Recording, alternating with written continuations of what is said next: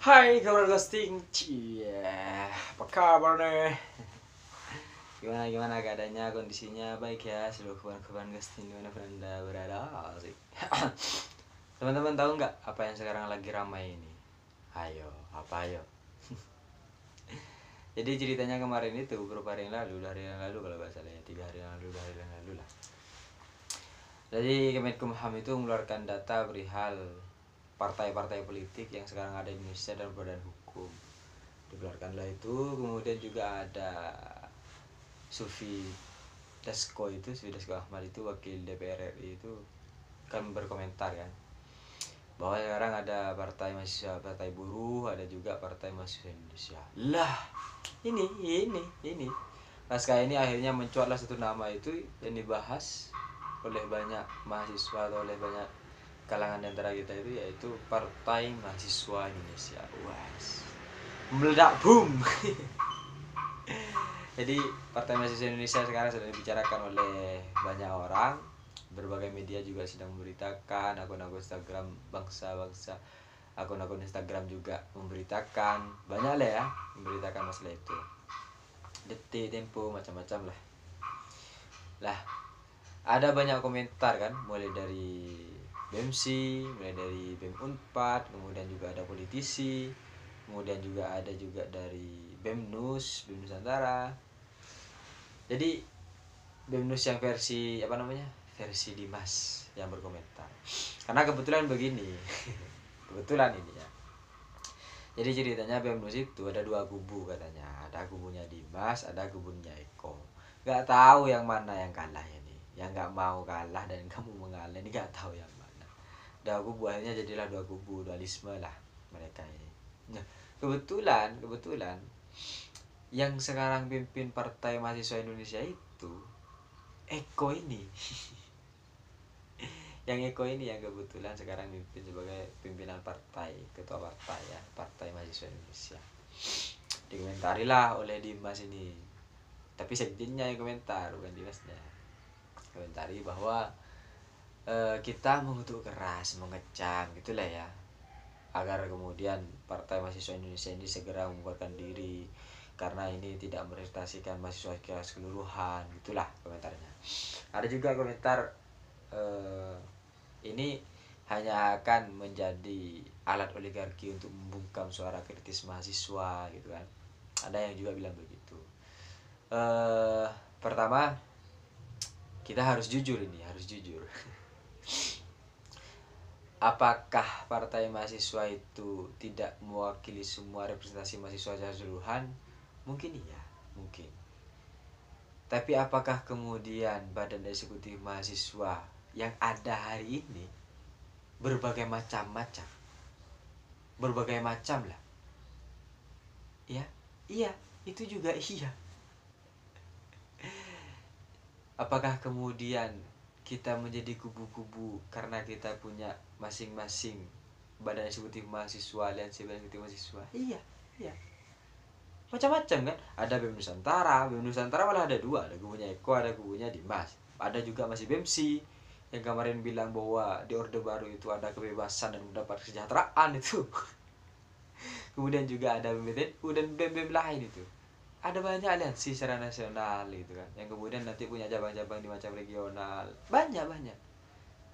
Jadi kalau perihal masalah representasi, sejak kita ini sudah punya kubu-kubu itu, punya aliansi-aliansi itu, kita sudah tidak representasikan seluruhnya memang, ya kan? Tapi apakah kemudian kita marah ketika ada hal itu? Enggak.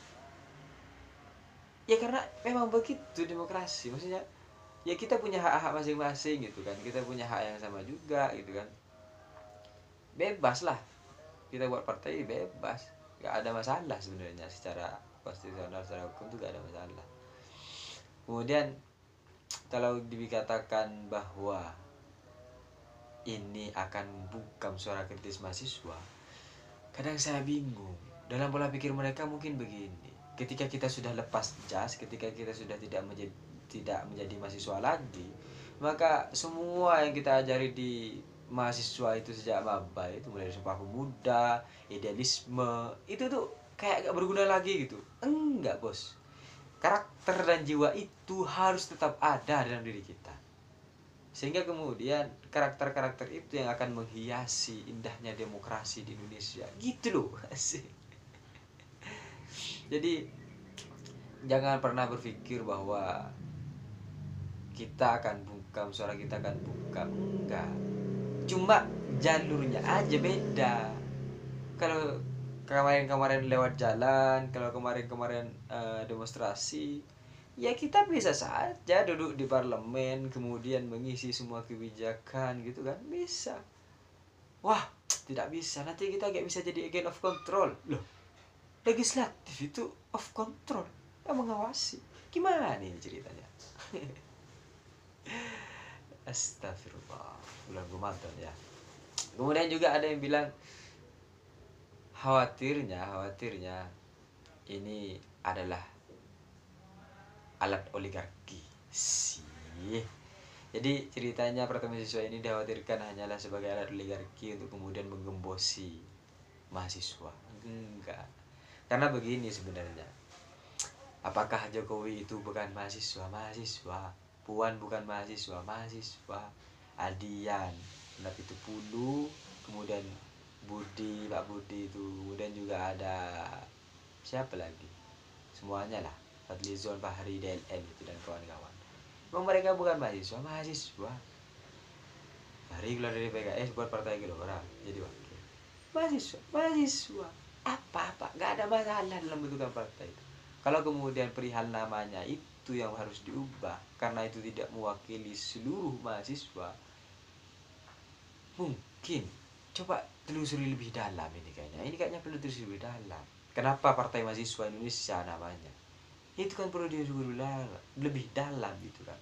Kalau kita belajar ketika maba, kita selalu jadi filsafat agar kemudian berpikir secara ontologis, etimologis, sama aksiologis. Kenapa sekarang kita tidak mau berpikir demikian? Bisa saja kan, bisa saja. Tapi saya belum klarifikasi, bisa saja. Partai Mahasiswa Indonesia itu supaya sikap yang akan diberikan ketika mereka berada di parlemen, ya sikap-sikap yang berasal dari mahasiswa. Orang-orang yang kemudian nanti akan merubah dengan cepat bagaimana suatu tatanan negara ini gitu kan. Kita kan agent of change katanya. Maka garis terdepan untuk perubahan itu ya pemuda, mahasiswa gitu kan. Karena kalau nggak salah itu ya 30% hari ini pemuda-pemuda kita itu ataupun mahasiswa atau pemuda-mudi lah yang mengisi penduduk di Indonesia. Kalau 30% suatu saat nanti besar semuanya, dewasa semuanya, maka yang akan menguasai negara kan sebenarnya kita ini, muda-muda ini. Loh, itu yang namanya katanya bonus demografis. Lah bonus demografis ini kan tetap harus dinikmati. Jadi gak apa-apa lah kita mulai dari sekarang itu gak apa-apa. Bisa saja itu lama, bisa saja juga kemudian ada juga menanggapi begini, bah, kok bisa? Berarti nanti mahasiswa itu semester 4 masuk partai. Bah, gimana ini? mumpung malas-malasnya kuliah semester 4 katanya. Enggak gitu juga. Apakah kemudian ketika kita sudah alumni gitu gak boleh masuk partai mahasiswa? Boleh. Gak kira mentang-mentang kita mahasiswa gitu berarti yang masuk Partai Mahasiswa Indonesia itu harus mahasiswa semuanya. Enggak lah. Wow. Ya kalau kayak gitu mahasiswa jangan kuliah, berhenti kuliah aja. Jadi masuk kampus itu cuma supaya dapat titel mahasiswa biar bisa masuk Partai Mahasiswa Indonesia. Tapi kan konsepnya tidak begitu. Kemudian ada yang bilang, sudahlah, harusnya mahasiswa itu ini menjadi kecewaan. Harusnya mahasiswa itu kan membicarakan suatu negara dalam konsep ilmiah gitu kan, bukan bertindak dalam politik praktis. Pembuatan partai ini kan politik praktis. Wah, sejak kapan kita ini tidak menggunakan politik praktis secara sikap, secara ketegasan, secara tindakan?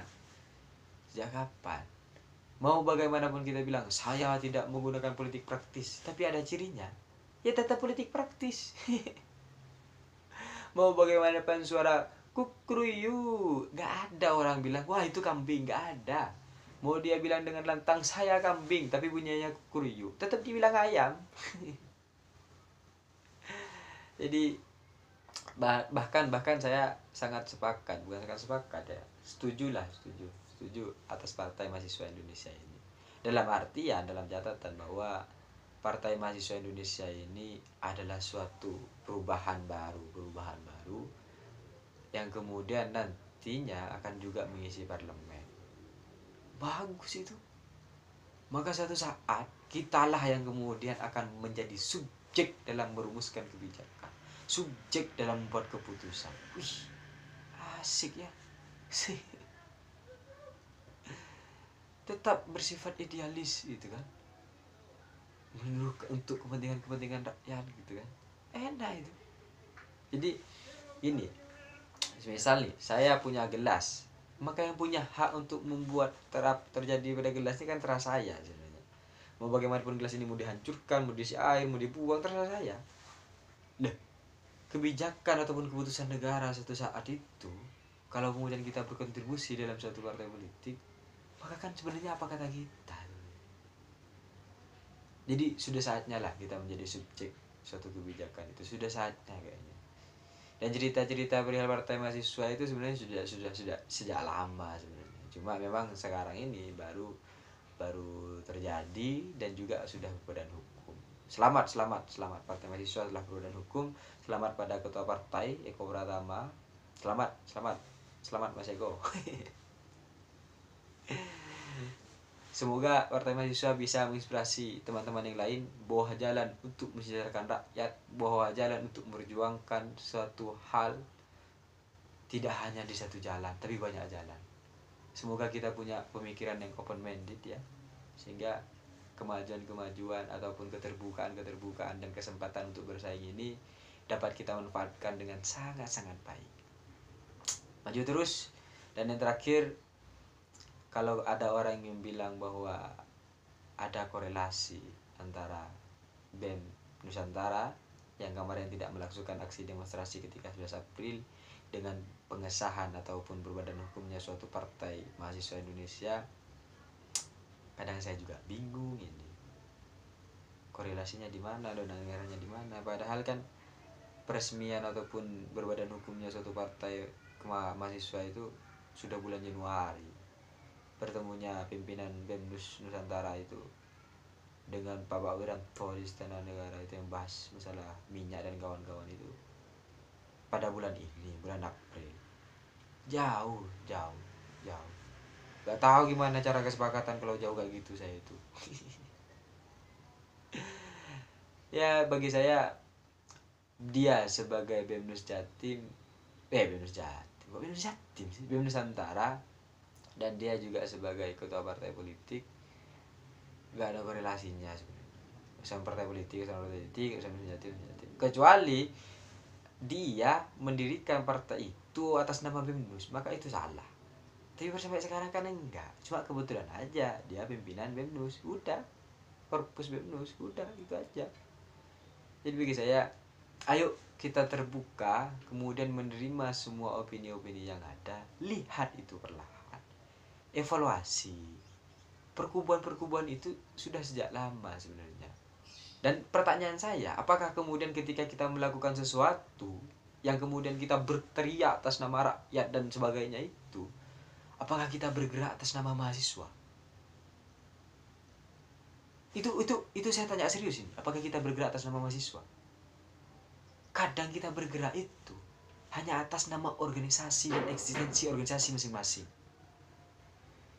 Gak ada kita bergerak itu ketika kemudian karena kita sama-sama sadar bahwa ini penting, karena kita sama-sama tahu bahwa ini tidak seharusnya begini. Jarang. Ini saya tanyakan aja. Saya gak mau jawab ya. Kok saya jawab jarang? Saya tanyakan aja. Iya tidak? Benarkah kita selama ini turun ke jalan melakukan aksi demonstrasi atau membela rakyat itu atas nama mahasiswa? Benar tidak? Atau hanya atas nama organisasi dan eksistensi organisasi masing-masing? Nah, ini refleksi sebenarnya. Sampai mana jiwa-jiwa kejiwaan mahasiswa kita, karakter mahasiswa kita, dan apakah perbedaan-perbedaan ini adalah hal yang buruk? Tidak. Nah, ini demokrasi. Kalau teman-teman ada yang iri karena ini bisa buat partai dan yang lain gak bisa buat partai, ya bilang bos. Saya kira itu. Terima kasih sudah menonton. Kalau mau lanjut di komenan, ayo kita lanjut. Akan saya balas satu persatu. Santai saja. Insya Allah tangan saya mampu membalas semua komentar itu. Terima kasih. Dadah.